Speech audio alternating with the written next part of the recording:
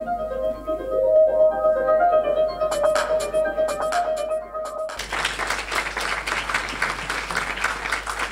évidemment, je vous ai dit développement du patrimoine, mais avec une volonté aussi de développer tout le volet économique. Et donc pour ça, on a la commission développement économique avec Jacques, Gérard, Stan, Alexandre, Christian à nouveau, et Gilbert. Donc merci à eux. Une petite vidéo de lancement avec une question. Bonjour. Dis-moi Gérard, une entreprise, elle se doit d'être accueillante, non seulement pour ses clients, mais également pour ses salariés. Elle se doit d'être indiquée.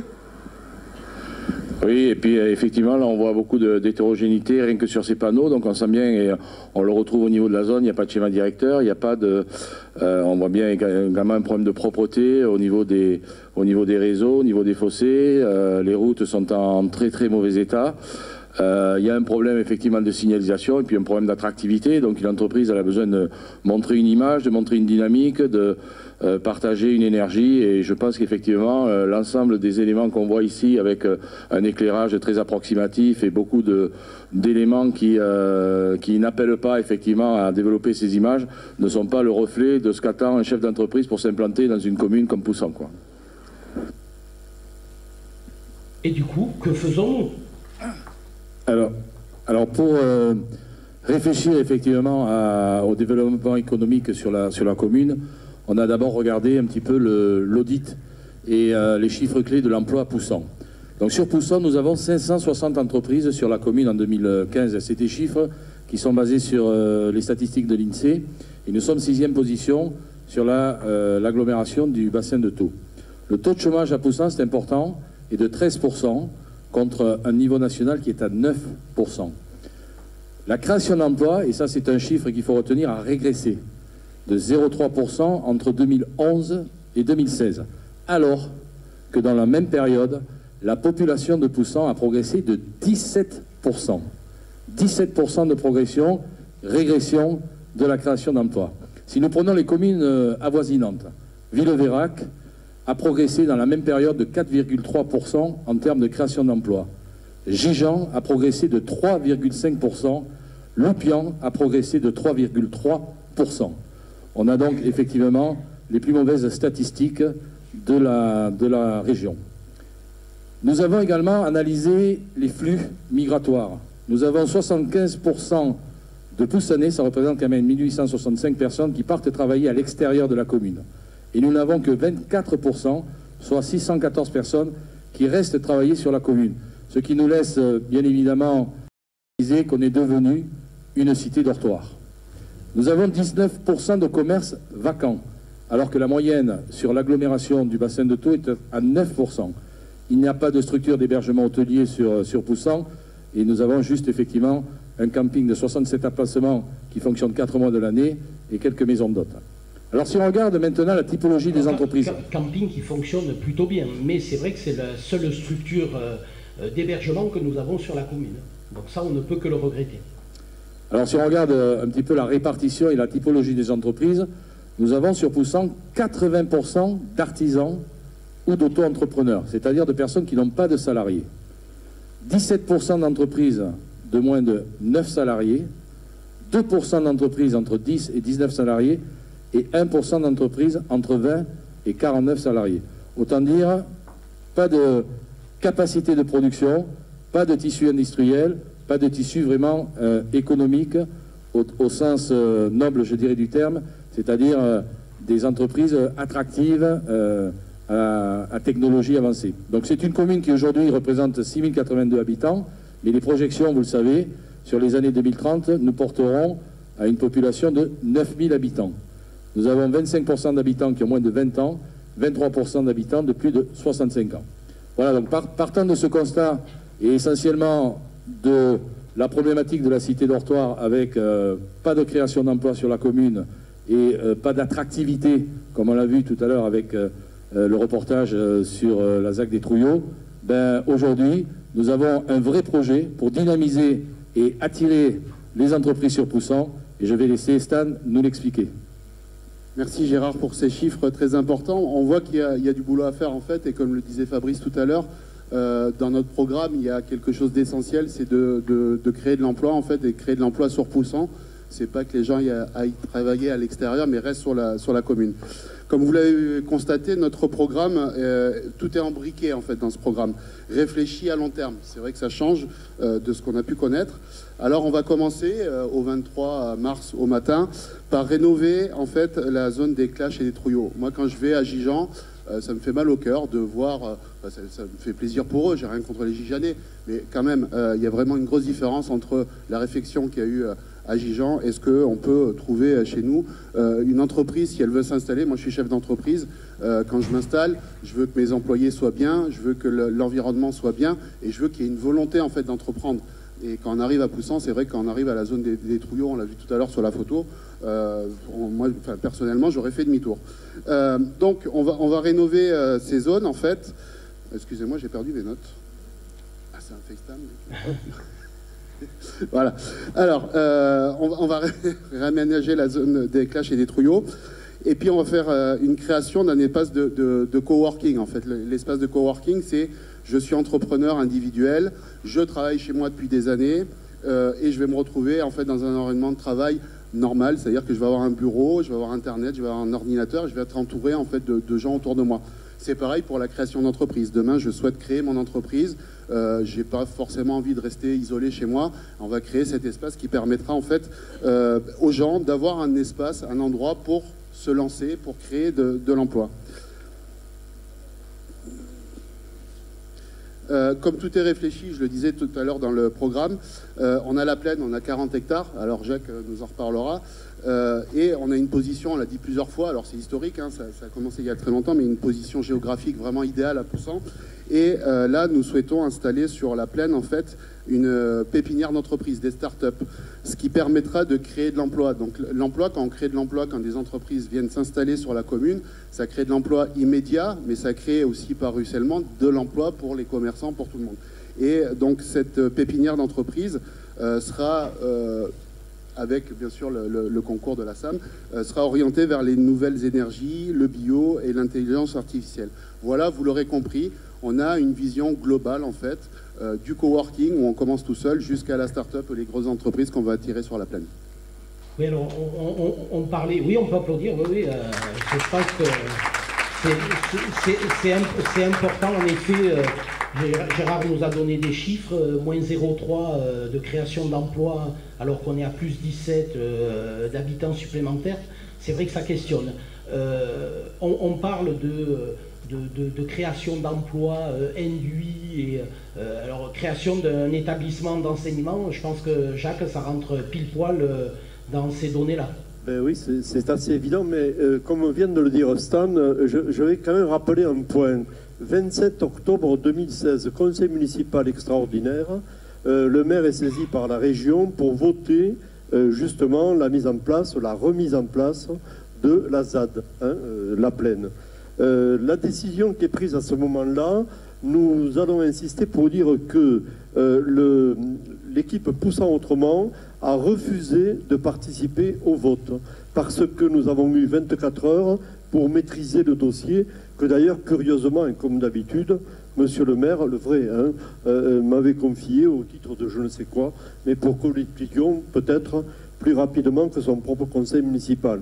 Le résultat, c'est que sur les 105 hectares de la plaine, 40 ont été retenus pour la région, pour développer justement la partie industrielle que Stan a évoquée à l'instant, puis 13 hectares, généreusement, ont été abandonnés à Poussant parce qu'ils étaient peuplés de cabanisation, la région disant « écoutez, débrouillez-vous au niveau municipal, vous en ferez ce que vous en pourrez ».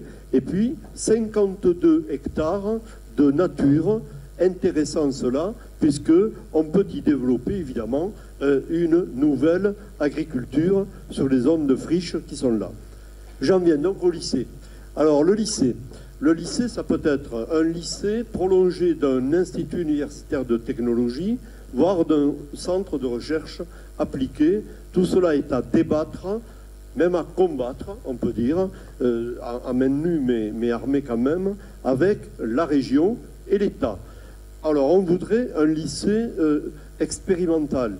Ce travail, on l'a mené dans l'étude préalable très longuement avec Christian Poinat pour démontrer que sans aller prendre des élèves à Pézenas, sans aller prendre des élèves du côté de Cournonterral, sans aller prendre des élèves à Sète, il y a un bassin de recrutement qui permet de monter un lycée de l'ordre de 1500 à 2000 élèves.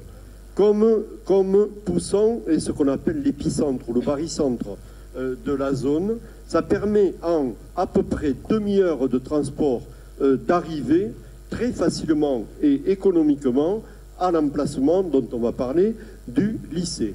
Donc 2000 élèves, quelque chose d'expérimental, c'est-à-dire un lycée traditionnel mais à vocation technologique, associé à tout un pan qui serait de l'apprentissage. Et là, c'est expérimental parce que désormais, l'État gère l'apprentissage, la région gère, avec le rectorat bien entendu, c'est-à-dire l'État aussi, l'enseignement général. Qu'est-ce qu'on voudrait dans ce lycée? On y voudrait un enseignement spécifique de langues étrangères à vocation de développement touristique via le port, évidemment escale de Sète, via l'aéroport de Montpellier. On voudrait y développer la pratique et l'outil et l'enseignement de l'intelligence artificielle. Si en dehors de tous les virus là qui circulent, vous écoutez un peu aussi toutes les infos, vous savez que nous sommes très en retard sur la maîtrise de l'intelligence artificielle. Nous voulons aussi y implanter la formation au métier de l'eau, mais de l'eau comestible, potable. La mer, c'est déjà fait, à Sète par exemple. Mais l'eau, avec la première station thermale de France, Ballaruc-les-Bains, nous avons un champ d'application plutôt remarquable, et donc il faut traiter le captage de l'eau, le traitement de l'eau, la distribution de l'eau, tous les métiers qui sont liés donc à ce produit dont la valeur devient considérable. Et tout ça, Jacques, en lien avec ce qu'évoquait Stan tout à l'heure, c'est-à-dire la pépinière d'entreprise très directement sur voilà. Ces thématiques-là, traitement de l'eau, intelligence artificielle. Un champ d'application direct, donc sur la plaine, bien entendu, en interactivité. Et enfin, toujours un champ d'application, nous voudrions voir aussi de la formation à la logistique des transports maritimes. Bon, c'est évident, hein, puisque même Poussan à 300 ou 400 mètres de presque côte, c'est la baie de l'Angle, hein, sur l'étang de Thau. Donc ça nous donne un petit esprit marin. Voilà. Alors, après, vous pourriez vous dire, mais ça rapporte quoi, hein, le lycée? Vous pourriez me poser la question, monsieur le maire. Oui, mais je te l'ai déjà posé, donc je connais déjà la réponse, mais on l'a déjà évoqué, c'est-à-dire des emplois directs et des emplois induits. Oui, mais alors on m'a donné 2 ou 3 chiffres. Allez, vas-y, 2 ou 3 chiffres. Par exemple, un investissement sur un lycée de cette nature, qui n'est pas évidemment un investissement municipal, hein, c'est la région et l'État complémentairement ici. C'est quelque chose qui peut représenter 60 à 70 millions d'euros d'investissement, plus 3 à 5 millions d'euros d'équipement. Donc vous voyez le volume financier qui peut arriver sur notre secteur est venant tout entier de l'extérieur. C'est aussi par exemple 150 à 200 salariés, mettons profs, mettons aussi agents, etc., avec un salaire moyen, appelons-le, de l'ordre de 2000 €. Ça veut dire, multiplication simple à faire, à peu près 200 000 à 300 000 € mensuels de salaire qui peuvent, en grande partie, venir impacter donc le secteur de Poussan au sens étroit ou large. Donc rien que par ces chiffres, c'est toujours du plus. Et évidemment, c'est apporter des compétences, de la matière grise, c'est apporter de l'interactivité. On a évoqué tout à l'heure longuement le patrimoine, le centre-ville. Eh bien, il faut des penseurs et acteurs formés pour valoriser l'ensemble de ces données donc, et compenser ce que Gérard décrivait tout à l'heure, c'est-à-dire la carence terrible en matière donc, de chômage, de manque d'emploi et de cité dortoir. Jacques, ce que tu disais aussi, c'est que ces 2000 € multipliés par les 150 profs, agents, etc., c'était une manne financière. J'allais dire, ça rentre parfaitement dans la dernière thématique qui est le soutien fort aux commerces locaux. Eh bien oui, évidemment, puisqu'il s'agit, on l'a évoqué je crois tout à l'heure, hein, mais on va reprendre le relais, on a évoqué tout à l'heure le fait que, je ne sais pas si le chiffre a été dit, mais l'étude qui a été faite en janvier 2019 à l'échelle du bassin de Tours rappelle que Poussant a le nombre de commerces, le plus grand nombre de commerces fermés, vacants, donc de l'ensemble de la zone. Hein, voilà, donc c'est sûr que les clients potentiels peuvent venir alimenter, si j'ose dire, l'achat dans le commerce central. Ouais. Et évidemment, soutien aux commerces locaux par aussi l'attractivité du cœur historique, puisqu'on se dit que, évidemment, quand les boutiques d'artisanat d'art seront installées, ça fera venir des gens qui viendront dans ces boutiques-là, ça fera venir nos curistes qui sont à Ballaruc-les-Bains et qui tout naturellement diront « Ah ben je vais aller visiter le patrimoine historique, le patrimoine naturel, les boutiques d'art et du coup ben, je consommerai local, j'irai acheter mon pain à la boulangerie, j'irai manger au resto, j'irai boire un coup au bar, etc. etc. » C'est au cœur de notre projet, en fait, c'est un cercle vertueux où le fait de refaire le cœur de ville, le fait de mettre des panneaux pour indiquer en fait la présence de monuments, le fait de communiquer sur l'extérieur de l'existence de ce patrimoine fera venir, on l'espère, des gens pour découvrir notre beau et très beau même village. Ok, merci à la commission de développement économique. Non, il y a pardon, excusez-moi Gilbert, parce que développement économique, c'est pas que l'industrie, c'est aussi tout le développement de nos terres agricoles. Donc Gilbert, là-dessus. Alors le développement ou la reconquête, hein, on ne veut pas négliger en fait ce qui fait la réalité de Poussant, c'est-à-dire la 5e commune en termes de superficie de cette aglopole, hein, avec 30 km² de terre. Et puis l'histoire de Poussant qui s'est aussi bâtie grâce à la viticulture. Donc on veut relancer tout ça. Les terrains disponibles autour de Poussant, que ce soit au Condamine, que ce soit sur les 52 hectares qu'on évoquait tout à l'heure, que ce soit sur la plaine des Baux, la zone des 4 chemins, de la Faïsse, au pied de la Garrigue, doivent être rendus à une polyagriculture avec tous les avantages que cela représente. On va capter du carbone grâce aux arbres et à la forêt globale. On va développer des réseaux courts, comme on l'a évoqué, et favoriser un consommé local, tout en soutenant aussi des gens qui sont déjà installés. Hein. Le domaine de Frescali produit déjà des légumes, tout comme Fred Loeb, et à côté des écuries Aubin. Toute cette agriculture qui devra être relancée, ça va être aussi un moyen de lutter contre les incendies.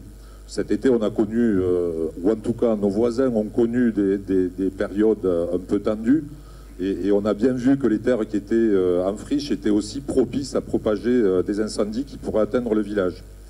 Et puis après aussi, à l'inverse, hein, le fait d'avoir une agriculture sur ces terres et redorer une agriculture qui a un peu périclité, on va le dire comme ça, même si elle est toujours vivace et prégnante, c'est aussi maintenir des sols perméables qui permettront de lutter. C'est le premier rempart face aux inondations qu'on peut connaître au moment des épisodes méditerranéens.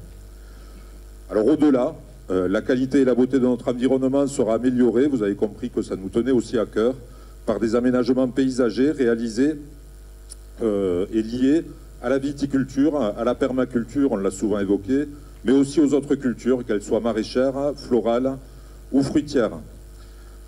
Revitaliser notre agriculture, pour rebondir sur le développement économique, hein, c'est aussi la création d'activités et d'emplois locaux qui seront aptes à améliorer le bilan carbone global de notre commune et éviter justement de voir trop de Poussanais aller travailler dans les autres villes, que ce soit sur Sète ou Montpellier pour certains. Ok, merci Gilbert.